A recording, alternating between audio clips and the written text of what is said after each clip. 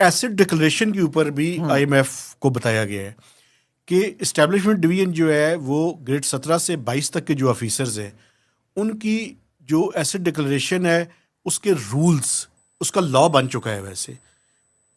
अब उसके रूल्स जो हैं 2026 में उसके रूल्स को नोटिफाई किया जाएगा बजट के साथ। जो इम्पोर्टेंट तीन बात है भाईजान वो ये है कि आपने वो जो एसेट्स हैं उनको पब्लिक करना है, लेकिन with certain safeguards and safety measures.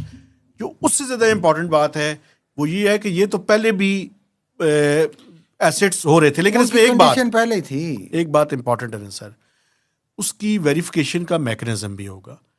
अगर कोई बंदा एसेट बियॉन्ड मींस उसका बारे में सबूत जमा हो जाते हैं तो वो कंसर्न नैब को, एफआईए को या एफबीआर को रेफर किया जाएगा और उसके बारे में इन्वेस्टिगेशन होगी और प्रोसिक्यूशन भी हो सकती है। आप मेहरबानी करें, आप नया कट्टा ना खोलें। ये बदकिस्मती से सिलेक्टिव विक्टिमाइजेशन ही होगी, अदरवाइज किसने जाके इंक्वायरी करनी है? इन्हीं लोगों ने करनी है। वेरिफिकेशन में अगर कोई मिसयूज़ कर रहा होगा तो आप उसको मैनिपुलेट करने की कोशिश करेंगे, नहीं होगा तो आप उसको प्रोसिक्यूट करने की कोशिश करेंगे। बस यही होगा। प्रोसिक्यूट कह रहे हूँ बल्कि प्रोसिक्यूट कह दें। ये इस मुल्क में किताबी बातें माशाल्लाह बहुत अच्छी करते हैं, प्रैक्टिकली कुछ नहीं होना, मैं आपको बता रहा हूँ।